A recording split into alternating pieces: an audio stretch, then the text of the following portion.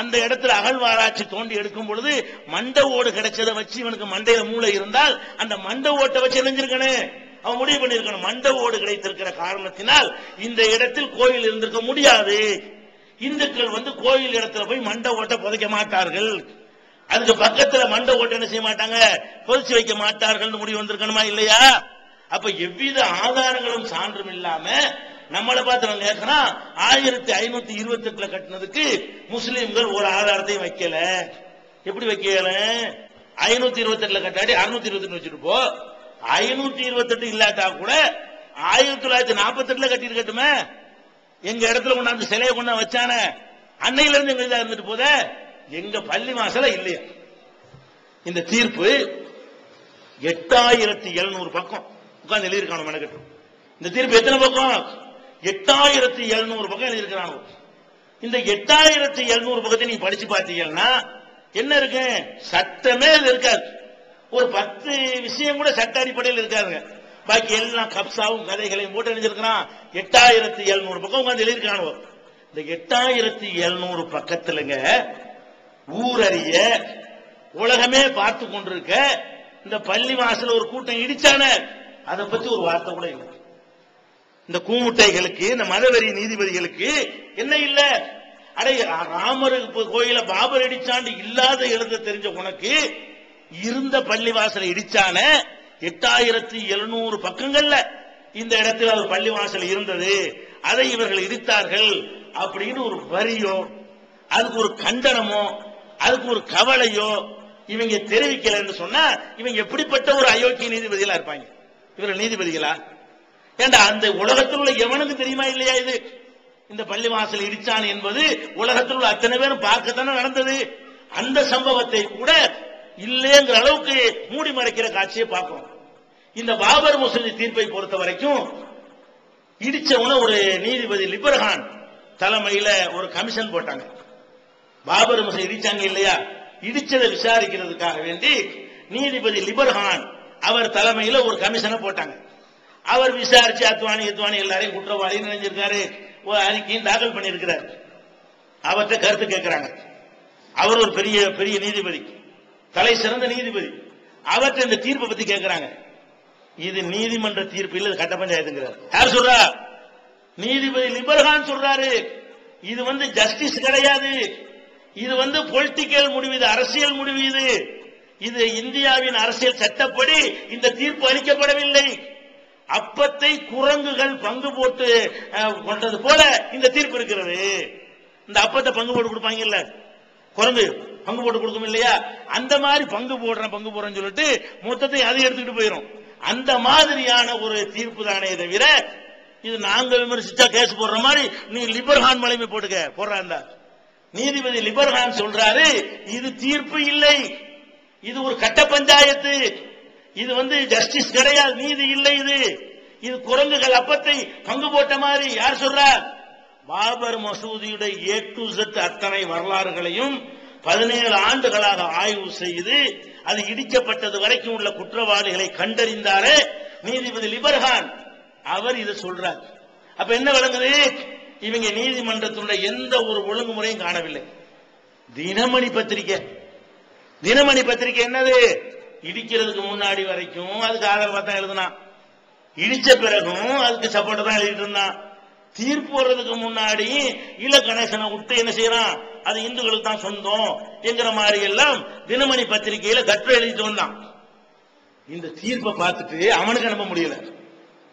அவன் கோயிலுக்கு ஆதரவான ஒரு ஆளு தினமணி, அவன் சொல்றான் இது கட்ட பஞ்சாயத்து, இதுக்காக தான் காத்துறோம், நீதிமன்றத்துக்கு இது வேலையா?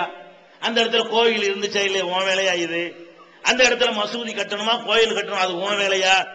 இடம் யாருக்கு சொந்தம் சொல்லி தொலைச்சிட்டு போவியா? அதை விட்டுட்டு ஏன்டா தேவையில்லாத வேலையை பண்றீங்க? நீதிமன்ற வேலையை பாரு.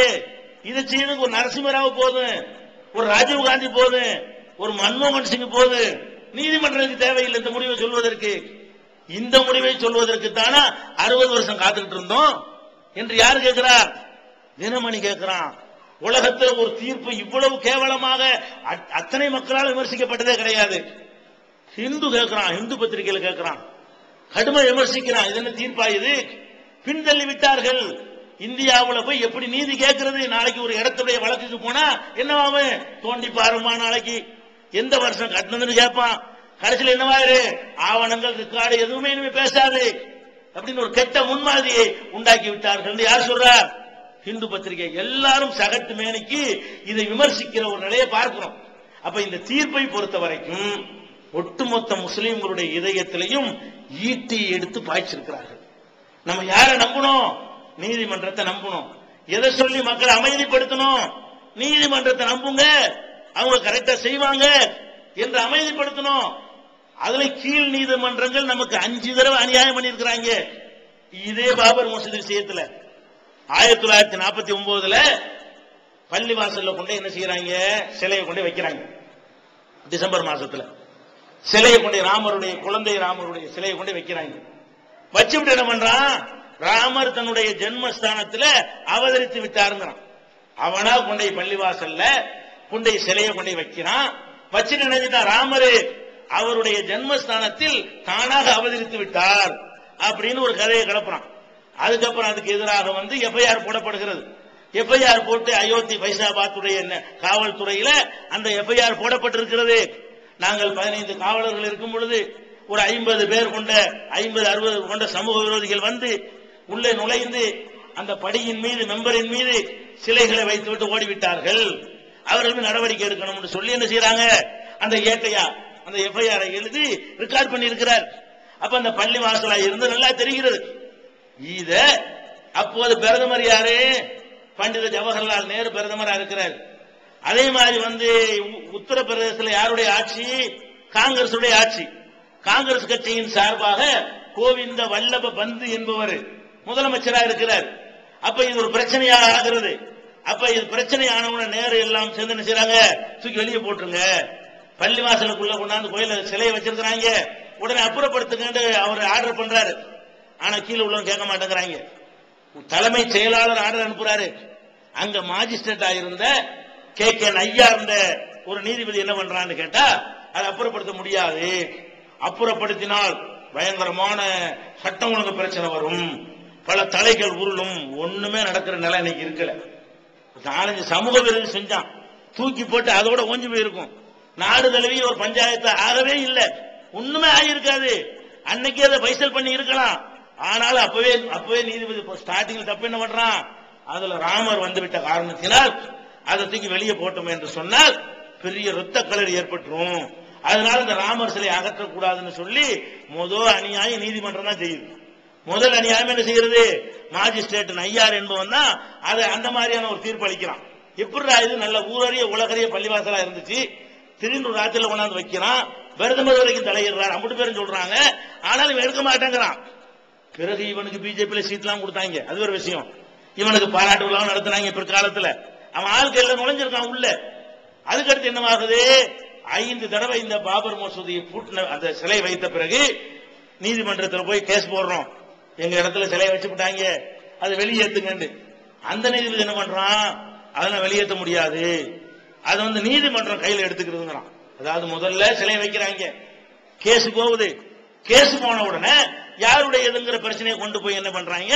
இது பிரச்சனைக்குரிய ஒரு விஷயமா இருக்கிறதுனால நீதிமன்றம் தன்னுடைய பொறுப்பில் அதை எடுத்துக் கொள்ளுதுங்கிறான். 2வது அநியாயம், எங்க பள்ளி வாசல ஊரறிய கொண்டு வந்து சிலையை வச்சிருக்கிறான், போலீஸுடைய எஃப்ஐஆர் தெளிவா இருக்கிறது, அதை எங்கிட்ட விடுறான்னு கேட்டோம்னு சொன்னா, திறந்து விடுறான்னு சொன்னா நீதிபதி என்ன சொல்றான்? உனக்கும் இல்ல, நாங்க நீதிமன்றமே கையில வச்சுக்கிடுவோம், வச்சுக்கிட்டு ஒரு 4 பூசாரியை நியமிப்போம், ஒரு ரிசீவரை ஒண்ணு போடுவோம், அவர் தலைமையில் அது நிர்வாகம் நடக்கும் சொல்லி பூஜை செய்ய சொல்றாங்க. பள்ளிவாசலுக்குள்ள சிலையை வைத்து விட்டு அந்த சிலைக்கு பூஜை செய்ய சொல்லி உத்தரவு போட்டவன் யாரு? அது ஒரு நீதிபதி தான். அதுக்கடுத்து என்ன பண்றாங்க? இதை எதிர்த்து மறுபடியும் கோர்ட்டுக்கு போறாங்க. என்ன அநியாயமா இருக்கிறது, எங்க இடம், அதுல போய் பூஜைக்கு பண்றீங்களா, தப்பா இருக்குத, திறந்து விடுங்கன்னா திறந்து விட முடியாது, பள்ளிவாசல் ஆக்க முடியாது அப்படிங்கிறாங்க. அதுக்கடுத்து என்ன பண்றான்? பூஜை செய்யறத மக்கள் எல்லாம் பார்க்கறதுக்கு அனுமதிக்கணும், அது ஒரு மனுவை போட சொல்லி அவங்க எல்லாம் பார்க்க அனுமதிக்கணுங்கிறான். அப்புறம் உள்ள வர அனுமதிக்கணுங்கிறான். அந்த பள்ளிவாசலுடைய வடிவத்தில் வைத்துக் கொண்டு உள்ள சிலைகளை வைத்து எல்லா விதமான வழிபாடுகளுக்கு 5 கட்டங்கள்ல 5 நீதிபதிகள் தொடர்ச்சியாக தீர்ப்பளித்து அநியாயம் பண்றான். அப்போ நம்ம என்ன செய்யறோம், கீழே உள்ளவங்க இப்படிதான் இருப்பானுவ, கீழே மாஜிஸ்ட்ரேட் லெவல்ல உள்ளவன் இந்த மாதிரி கீழ்த்தரமா இருப்பான், செஷன்ஸ் கோர்ட்ல இப்படிலாம் இருப்பான், மேல ஹைகோர்ட்லாம் அப்படி இருக்காது, சுப்ரீம் கோர்ட்லாம் அப்படி இருக்காது, ஓரளவு கரெக்டா இருப்பாங்க. மக்களை நம்பி நம்பி என்ன செஞ்சோம், மக்களுக்கு நம்பிக்கையை ஊட்டி ஊட்டி போராட்டம் சீக்கிரம் தீர்ப்பு வழங்கு, ஹைகோர்ட்ல தீர்ப்பு வழங்குன்னு கத்திக்கிட்டு இருந்தோம். அப்ப 5 முறை நமக்கு இந்த பாபர் மசூதியில அநியாயம் இழைத்து விட்டு ஹைகோர்ட்ல அவ்வளவு நம்பிக்கை வைத்திருக்கும் பொழுது இவன் என்ன செய்யறான், அதாவது நெஞ்சில ஈட்டிய வச்சான். உடனே நீதிமன்றம் நம்ப முடியாது, கடைசி நம்பிக்கை நீதிமன்றம் தானே.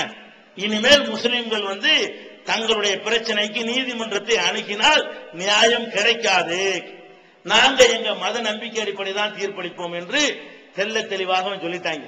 ஆனா இந்த தீர்ப்பை பொறுத்த வரைக்கும் நீதிமன்றங்கள் மீது மட்டும் பழிய போட்டுட்டு நம்ம யதார்த்தமான விஷயங்களை மறந்துடக்கூடாது. இந்த தீர்ப்புல, இந்த வஞ்சகத்துல, இந்த துரோகத்துல காங்கிரஸ் கயவர்களுக்கு பங்கு இருக்கிறது, இந்த தீர்ப்புல பாஜகவுக்கு பங்கு இருக்கிறது. ஏன் தீர்ப்பு இந்த மாதம் வருது, தீர்ப்பு வருவதற்கு 4 மாதங்களுக்கு முன்னதாகவே எனக்கு சைஃபுல்லா ஹாஜா போன் பண்றார். நம்ம முன்னாள் துணைத் தலைவர் சைஃபுல்லா ஹாஜா அவர்கள் கடையனூர்ல போன் பண்றாரு. என்ன பண்றாரு, இந்த மாதிரி 4 மாசத்துல தீர்ப்பு சொல்ல போறாங்களாம்ல, அது உங்களுடைய கருத்து என்ன, மத்திய உளவுத்துறை ஐபில இருந்து என்ன கேட்கிறாங்கிறார். நமக்கு அதிர்ச்சியா இருந்தது. எப்படி அவன் தீர்ப்பு சொல்ற தேதியை கோர்ட்ல ஒண்ணு சொல்லவே இல்லை, இத்தனாம் தேதி இந்த மாசம் தீர்ப்பளிப்போம் ஒரு சிம்டம்ஸ் கூட அவன் காட்டவில்லை. அதுக்கு முன்னாடி மத்திய அரசாங்கம் முஸ்லிம்களை நாடி பிடிச்சு பாக்குறான்னு சொன்னா அப்ப ஒரு முடிவாயிருச்சு. மத்திய அரசாங்கத்துக்கு தெரிஞ்சு என்ன தீர்ப்பு வரப்போகுதுங்கிறத முஸ்லிம்கள் எப்படி எடுத்துக்கிறவாங்கிறதையே ரூட் எடுக்கிறான், இந்துக்கள் ரூட் எடுக்கவே இல்லை.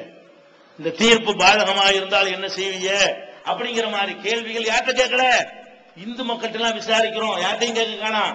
முஸ்லிம்கள்ட்ட பூரா என்ன செய்யணும், உளவுத்துறையை விட்டு இந்த தீர்ப்பு எப்படி எடுத்துக்கிறீங்க, நம்ம ஆளு வெகுளித்தனமா நாங்க நீதிமன்றத்துக்கு கட்டுப்படுவோம், நீதிமன்றம் கரெக்டா தான் சொல்லணும், நம்மளும் சொல்லிடுவோமா, முஸ்லீம் கரெக்டா ஏமாற ரெடியா இருக்கிறோம், நம்ம அந்த தீர்ப்பு சொல்லிவிடலாம், அழகா ரூட் எடுக்கிறாங்க. மத்திய அரசாங்கம் 4 மாசத்துக்கு முன்னாடியே இப்படி தீர்ப்பளிக்க போற செய்தியை அறிந்து நம்ம மக்கள்கிட்ட என்ன செய்யறான், அதுக்கு அடுத்து ஒரு வாரத்தில் இங்கே நம்மள்ட்ட இருந்து கேட்க ஆரம்பிக்கிறான் மத்திய அரசாங்கம். அப்ப நாடு முழுவதும் விசாரிக்கிறோம், தீர்ப்பு வருவதற்கு பல மாதங்களுக்கு முன்னதாகவே, நீதிமன்றம் தீர்ப்பளிக்கிற தேதியை சொல்றதுக்கு முன்னதாகவே மத்திய அரசாங்கத்துக்கு எல்லா விவரங்களும் தெரிவிக்கப்பட்டுருச்சு. மத்திய அரசாங்கத்தினுடைய பேசி ஒரு காம்ப்ரமைஸ்ல தான் இந்த தீர்ப்பு அளிக்கப்பட்டிருக்கிறது. தனக்கு சங்கடம் வராம பள்ளி வாசலுக்கு உள்ளதுன்னு கொடுத்து விட்டால் இவங்க இந்து